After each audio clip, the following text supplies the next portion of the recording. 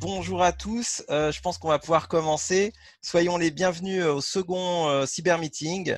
Nous vous remercions d'être venus. Je suis Thomas Hervé Casmi, donc j'anime depuis 4 ans le think tank cybersécurité de l'association de veille pour dirigeants InnoCherche. Au sein du think tank cybersécurité, nous regroupons les problématiques récurrentes dans des trends. L'idée de ce Cyber Meeting, c'est de vous donner des solutions innovantes pour résoudre des problèmes concrets. Du 5 février 2020 au 31 mars 2020 a eu lieu le trophée cybersécurité InnoCherche avec la participation de nombreuses startups dont les invités de ce matin. Je suis ravi d'échanger avec nos invités. Tout d'abord, donc le CEO de la société Unique-Name, qui a été lauréat du trophée cybersécurité InnoCherche 2020. Bonjour Laurent. Bonjour Thomas, bonjour tout le monde. Enfin, donc un senior security advisor qui est expert en matière de blockchain et qui a participé à ce concours en tant que membre du grand jury. Bonjour Frédéric. Bonjour Thomas, bonjour à tous. Je vous informe que donc nous avons rassemblé les questions en amont. Nous avions choisi 4 des questions les plus importantes qui vous concernent directement. Bien sûr, vous pouvez contacter directement Laurent et Frédéric après cette session. Je vous ai mis à disposition toutes leurs coordonnées sur les slides, sur le côté gauche, le côté droit de votre écran. Par ailleurs, sur le côté gauche de l'écran, vous avez un accès direct au programme avec les chiffres principaux et un certain nombre d'informations liées à l'association InnoCherche. Je vais pouvoir introduire le sujet de cette séance de ce matin. Donc, la blockchain va prendre un point important dans le PNB mondial et constitue donc un enjeu très, très important. Vous utilisez au final la blockchain dans votre quotidien en achetant de la purée mousseline, un camembert ou un saumon. Par ailleurs, la blockchain est utilisée quotidiennement dans les monnaies virtuelles. Et enfin, ça paraît incroyable, mais la blockchain est beaucoup utilisée également dans les jeux. Et donc, CryptoKitties a été un succès mondial à ce sujet. Enfin, pour se rapprocher du sujet qui nous concerne ce matin, la blockchain, elle est utilisée dans des secteurs très sensibles à la sécurité, comme l'aviation ou les transports par drone. D'où la question de ce matin. Comment sécuriser votre digital avec la blockchain? Je vais me tourner donc maintenant vers Frédéric, qui est donc senior security advisor et surtout expert en matière de blockchain. Est-ce que vous pouvez nous donner justement, nous partager avec nous quelques exemples concrets de sécurisation avec la blockchain? Oui, donc vous avez tous entendu les projets qu'a montré Thomas sur les blockchains. En termes de sécurité, on a déjà nos outils qui commencent à accaparer les technologies des blockchains. On a des VPN qui ont été montrés au CES, comme vous le montre Thomas là à l'instant. On a aussi des solutions en DNS. On a aussi des solutions d'identité qui commencent à apparaître. Alors, la solution de DNS a vraiment plu à Thomas quand on a échangé pour préparer ce webinaire avec vous, pour vous. Et moi, j'avoue que c'est vrai que c'est assez innovant, c'est assez changeant de voir en fait des technologies de la sécurité qui s'approprient en fait ces technologies de blockchain, parce qu'en fait, la blockchain, ou les blockchains, moi je préfère même les blockchains, c'est une compilation de technologies, c'est de la cryptographie, alors moi j'aime pas trop le terme peer-to-peer pour les blockchains, mais plutôt la décentralisation de l'information, du stockage d'informations. Et donc, on arrive à fur et à mesure à une appropriation même par les grands groupes. On a IBM, par exemple, qui travaille beaucoup sur l'identité numérique avec des blockchains. On a aussi d'autres projets qui commencent à être pris par l'armée, par exemple l'US Air Force, par exemple. On a aussi des institutions, l'Union européenne, des derrière. Et donc, on voit apparaître finalement deux trends qui sont assez importants dans la blockchain qui vient vers la cybersécurité. C'est la protection de vos data, alors pas forcément qu'elles ne soient pas attaquables, mais le côté notarial aussi derrière. Et une data la plus importante de tout derrière, donc c'est même une spécialisation dans un sens, mais c'est votre identité. Et vous commencez à vous voir en plus avec cet accélérateur de digitalisation qui a été le Covid actuellement. L'identité, c'est important dans nos accélérations digitales. Et voilà. Merci, merci. Donc, si je comprends bien, de plus en plus d'applications en matière de cybersécurité. Je vais me tourner vers Laurent, donc CEO d'Unique-Name, donc lauréat du trophée cybersécurité InnoCherche. Il paraît que vous voulez révolutionner l'authentification chez vos clients avec la blockchain. Incroyable. Expliquez-nous. Ouais, alors moi je vais vous présenter une autre solution, cette fois-ci qui est peut-être un peu à l'opposé des solutions d'identité numérique, qui est une solution d'authentification anonyme et européenne. On va en reparler. En fait, on s'est concentré sur des problèmes que vous rencontrez tous régulièrement en tant qu'entreprise ou en tant qu'internaute. C'est la problématique de l'augmentation de la friction au moment du sign-up aujourd'hui. Ça devient de plus en plus compliqué de créer des comptes pour accéder à une nouvelle plateforme. Vous rencontrez tous des problèmes de plus en plus importants d'espionnage économique. Comme vous le savez, les géants du web en connaissent plus sur vos clients que vous-même grâce à justement au processus d'authentification. Vous faites face de plus en plus avec l'explosion du cloud, au piratage des comptes utilisateurs et aux problématiques de phishing. Et donc, avec ça, effectivement, le problème d'explosion du nombre de comptes et de mots de passe à gérer. Et donc, tout ça, tous ces problèmes-là, en fait, c'est des problèmes qui tournent autour d'un seul sujet. C'est une base de données centralisée de mots de passe et un problème d'authentification et de connexion. Donc, plutôt que de vous raconter trop d'histoires, ce que je vous propose, c'est une démonstration d'utilisation de notre solution au travers d'un exemple d'intégration pour un de nos clients. On est en cours d'intégrer cette solution chez eux. C'est la plateforme Walsio, qui est une plateforme de simulation fiscale. Donc, vous allez sur le site de Walsio. Et donc là, vous arrivez sur leur page d'accueil où vous avez le traditionnel bouton « Je me connecte » sur leur compte. Et là, vous avez un nouveau bouton qui apparaît, c'est « Se connecter secrètement avec une nickname » comme alternative au traditionnel mot de passe et email. Alors là, plutôt que de saisir directement mon identifiant, je vais déjà aller vérifier j'ai un nouveau certificat de sécurité associé au site web qui est consultable dans la blockchain justement.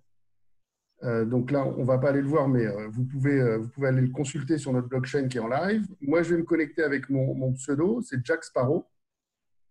Voilà, j'appuie sur le bouton « Je me connecte » et là, je vais aller sur mon smartphone. Alors, si j'active les notifications, je reçois les notifications, mais je ne suis pas obligé. J'ouvre l'application, j'ai une connexion en attente et donc je vais directement la valider en saisissant mon code PIN et je déverrouille l'accès directement au site Internet. Donc, c'est voilà notre solution d'authentification ultra simple et ultra sécurisée. Alors, par rapport à ta question sur les cas d'usage et les retours d'expérience, ben, ça dépend un peu dans quel cas vous êtes tous. Si on prend l'exemple de Walsio, pour lui, l'avantage de ce genre de solution, c'est de garantir la confidentialité de la connexion pour ses utilisateurs. Je rappelle, c'est une plateforme de simulation fiscale. Pour Cryptomaniac, par exemple, c'est une jeune entreprise. Pour eux, c'est de créer de la confiance et d'augmenter le nombre de sign-up avec des gens qui s'intéressent au respect de la vie privée. Pour des grandes entreprises, alors là, c'est une banque avec qui on travaille, qui veut rester anonyme pour le moment. C'est une solution ultra simple européenne et c'est important pour eux d'authentification forte. Et puis, comme pour le groupe Silène, qui est un gros data center français, qui ressemble aussi peut-être à certains de vos cas d'usage, pour eux, c'est de sécuriser l'accès à un extranet pour donner accès à ces 4500 clients à son système d'information d'une manière complètement sécurisée. Donc, voilà des exemples d'utilisation d'une solution d'authentification forte sécurisée par la technologie de la blockchain. Authentification forte, rimant également avec très belle UX. Je vais me tourner vers Frédéric. A priori, dans les différents challenges à surmonter lors de la préparation de cette émission, on a évoqué l'UX, mais également d'autres sujets. Est-ce que vous pouvez m'en dire plus, Frédéric? Oui, alors en préparant ce moment, ensemble, on s'est posé des questions, quels sont les vrais challenges? Et moi, j'ai remonté ce que j'avais éprouvé au fur et à mesure des années entre le challenge cybersécurité, quand on voyait des projets blockchain arriver, et le côté vraiment blockchain utilité. Et donc, le premier, de façon évidente pour tous, et vous avez dû sûrement le rencontrer, c'est l'UX. Aller sur une blockchain, s'en servir, c'est compliqué, il faut avoir des clés et tout. Enfin, les premières expérimentations n'étaient vraiment pas glorieuses. D'où l'intérêt après d'utilisation de systèmes un peu plus travaillés, aussi bien avec des devices physiques que des systèmes un peu plus intéressants en termes d'expérience utilisateur, pour faire de cacher un peu le système d'authentification avec des clés privées de blockchain. Mais ça, c'était limite l'arbre qui cachait vraiment la forêt derrière. Quand on commençait à travailler et à regarder les projets, on voyait souvent les gens arriver avec des solutions monolithiques, carrément, en fait, avec une blockchain qui fait de tout de bout en bout, en mettant même tout sur la blockchain, ce qui n'est pas forcément le plus intéressant pour vos projets, mais aussi pour l'expérience après derrière, mais pas que l'expérience utilisateur, mais l'expérience aussi scalabilité et de maintien de la solution. Et ce maintien de la solution, en plus, il se confrontait à une autre chose qui pourtant n'est pas évident. Je pense que peut-être vous, auditeurs, vous serez mieux à l'aise de le comprendre vu que vous avez un petit background de sécurité quand même en principe. C'est la résilience en fait derrière. La cyber-résilience, qui est une notion qu'on commence vraiment à s'approprier en cybersécurité, elle est des fois absente dans les solutions blockchain parce qu'il y a une sorte de mythe entre le code ISO et le trustless, qui est à dire on fait confiance à la blockchain, tout ce qui est dans la blockchain, ça y est, c'est mis dedans. Mais il y a une expression qui est de plus en plus vraie dans la blockchain, c'est cheat in, cheat out. Enfin, ce que vous mettez dedans, si c'est mauvais, vous le ressortirez mauvais aussi derrière. Et vous avez beau faire ce que vous voulez derrière, ce n'est pas forcément quelque chose qui vous apportera une bonne résilience à votre solution. Donc, des fois, il faut composer, il faut prendre plutôt la blockchain et les blockchains en général comme une solution avec des Legos. Il y a des éléments qui nous intéressent, d'autres éléments qui ne nous intéressent pas, mais on n'est pas obligé de faire tout le set en entier. Et le dernier problème, alors lui, c'est une question de jeunesse, et ça, il faut l'accepter en blockchain, c'est le code. Le code, il est encore jeune. On voit, par exemple, tous les hacks de blockchain, c'est principalement en fait des erreurs de code. Alors, des erreurs de code volontaires, dans le sens que ça n'a pas été volontairement fait comme ça, et c'est pas parce qu'on aurait édité qu'on l'aurait vu, parce qu'en fait, ça servait d'oracle et tout, bon, je vais vous perdre sinon. Mais c'était pas forcément du code même de la solution, mais c'était du code des supports de cette solution. Comme des fois, c'est du code à l'intérieur parce que c'est un peu jeune. Mais c'est assez rare quand même, le code, l'erreur de code dans la solution même. C'est plutôt, en fait, toutes ces briques qui sont là derrière, comme on ne les maîtrise pas, on n'a des fois pas vu le bout qui ne marche pas. Et comme on a besoin de découvrir les solutions, des fois, on se trouve avec des failles. Merci Frédéric. Justement, ce qui est intéressant, c'est que là, on voit que au final, la solution Unique-Name a réussi finalement à surmonter bravement la partie expérience utilisateur en proposant une très très belle interface. Mais du coup, je vais me tourner vers Laurent. Comment avez-vous surmonté les autres sujets? Oui, alors je vais reprendre les différents points de Frédéric. Effectivement, le premier point, c'est l'expérience utilisateur, hein. Vous êtes tous un peu comme moi, où aujourd'hui on vous demande de créer des mots de passe de plus en plus longs, on vous demande une double, une triple authentification. Ça devient un peu compliqué de se connecter sur des sites. Et donc pour nous, c'était vraiment fondamental de mettre l'accent sur une belle ergonomie et une belle expérience utilisateur. Ce n'est pas que de l'ergonomie, hein. Donc, quelque chose d'ultra simple à utiliser, qui donne envie et qui lève toute la partie friction finalement au départ de l'utilisation de la solution. Mais derrière ça, en fait, par rapport aux autres enjeux que cite Frédéric, par rapport à la problématique du système monolithique, on l'a très bien identifié il y a 2 ans quand on a fait les choix technologiques. Et nous, on s'est dit, on va prendre le meilleur des deux mondes, le meilleur du décentralisé et le meilleur du centralisé. Et on a décidé d'offrir une solution parce que on s'est dit tout Internet ne va pas passer au décentralisé du jour au lendemain. Au contraire, l'économie traditionnelle, elle va continuer à fonctionner pour longtemps. Mais par contre, il y a un paradigme qui change, en fait, c'est l'apport d'une nouvelle technologie qui peut venir justement en renfort et au soutien de ces solutions Internet classiques. Et ça a été le pari qu'on a fait, c'est de combiner finalement des solutions blockchain avec des solutions traditionnelles. Concrètement, nous, on s'appuie sur des protocoles d'authentification éprouvés et connus. On s'appuie sur une blockchain, on va en parler tout à l'heure, qui existe depuis plusieurs années. Donc, on a choisi ce que j'appelle le best of breed, le meilleur un peu des deux solutions, ce qui est un peu le titre de mon slide, hein, c'est solutions hybrides, blockchain et décentralisées. Et puis le dernier point, c'est pour la problématique du code dont évoquait Frédéric. C'est vrai que vous avez tous probablement entendu parler des problèmes sur les blockchains avec les fameux smart contracts, hein. Quand le code ISLO, si jamais ma solution a un bug dans un smart contract, je suis obligé de vivre avec pendant des années. Nous, on a choisi d'utiliser une blockchain semi-publique avec 23 acteurs qui sécurisent la solution, et on va en parler tout à l'heure, ce qui permet de corriger des bugs vraiment beaucoup plus rapidement que dans une solution de blockchain publique. Donc, nous sommes rassurés, vous avez surmonté l'ensemble de ces challenges. Vous avez parlé de blockchain semi-public. Je vais me tourner du coup vers Frédéric. En fait, Frédéric, est-ce que vous pouvez nous partager effectivement votre vision finalement de la guerre des modèles ou de l'évolution des modèles? Je vous écoute. Oui, alors c'est Thomas qui a trouvé ce schéma pour vous expliquer les choses. Et je trouve très intéressant. Bon, alors en plus, ça vient d'un ami qui fait ça en bloc, qui fait des graphismes très bien sur la blockchain. Il y a deux modes qui s'opposent. D'un côté, le côté centralisé, ce que vous voyez assez souvent dans les solutions souvent d'entreprise, même si des fois le centre il est dans un cloud. Et de l'autre côté, le côté distributed network, qui est l'héritage de tout ce qu'on a eu dans le peer-to-peer, qui s'est généralisé après dans l'IT. Et de plus en plus, on s'aperçoit qu'il y a des solutions un peu hybrides qui apparaissent derrière.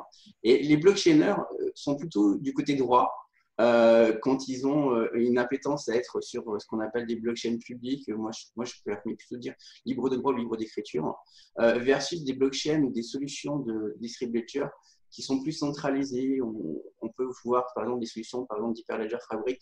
Quand on est on-premise sur sa solution, on est plutôt à gauche.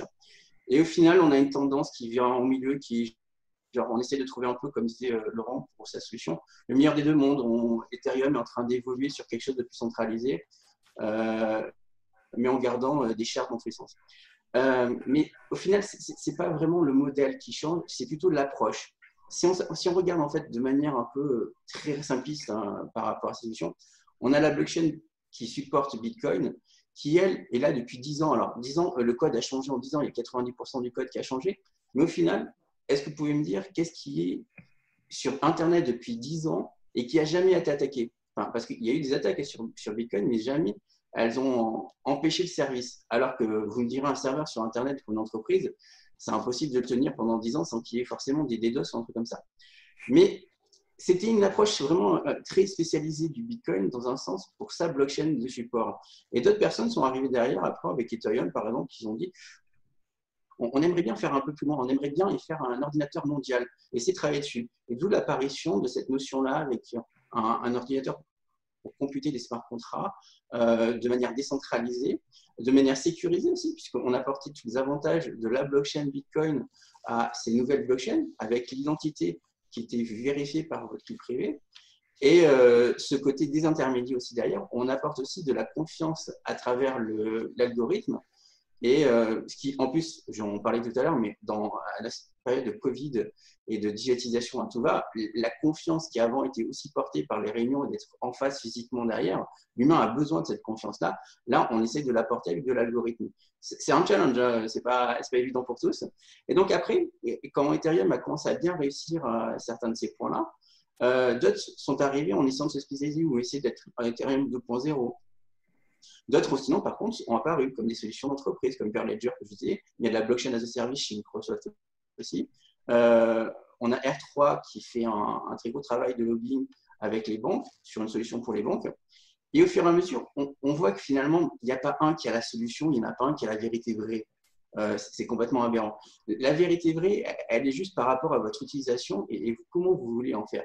Si vous avez un projet de blockchain actuellement dessus, vous allez vous apercevoir que finalement, il n'y a pas une seule solution. Et des fois, il faut faire des solutions hybrides. Il y a des choses que vous allez mettre sur la blockchain et qui seront très intéressantes à faire dessus. J'ai pu m'en apercevoir quand on travaille sur des trucs pour le CDE, pour l'UNESCO, il y a eu des solutions aussi qui ont été proposées.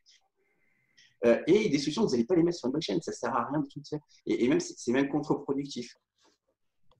Merci, merci Frédéric. Donc, on voit effectivement une tendance à l'hybridation, à la spécialisation, sauf erreur de ma part, Laurent. Donc, je me retourne vers Laurent, CEO de Unique-Name. Vous vous situez finalement dans la partie spécialisée hybride. Oui, c'est ça. C'est-à-dire qu'on ne va pas utiliser la blockchain pour tout. Et la blockchain qu'on utilise, on a choisi une blockchain qui est dédiée à quasiment une seule fonction.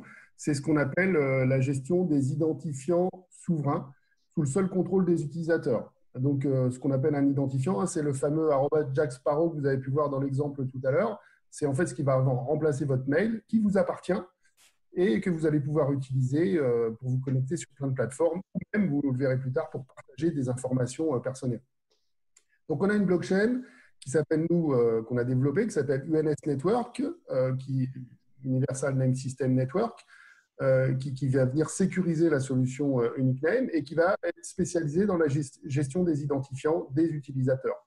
Et on n'a pas réinventé, on n'a pas tout réinventé, on s'est appuyé sur une blockchain existante et on est même contributeur dans la solution Arc.io, qui est une blockchain française réputée, qui a déjà plusieurs années d'expérience, qui est une blockchain pour le coup un peu hybride et qui fonctionne sur un système semi-public.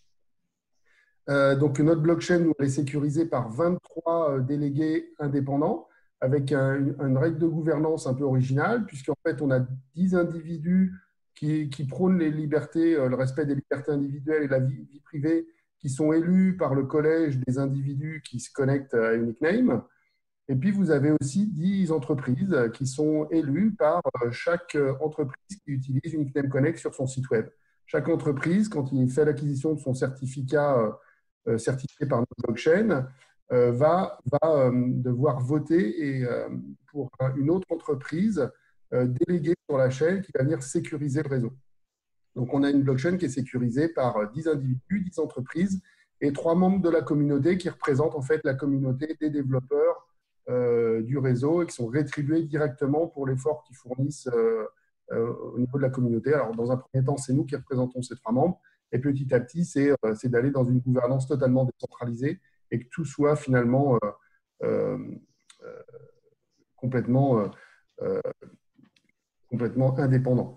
Et puis le dernier point qui est aussi intéressant et important, je pense, de le mentionner pour des entreprises, nous on s'en aperçoit, une solution comme la nôtre, avec une solution hybride comme ça, permet vraiment des solutions scalables à moindre coût.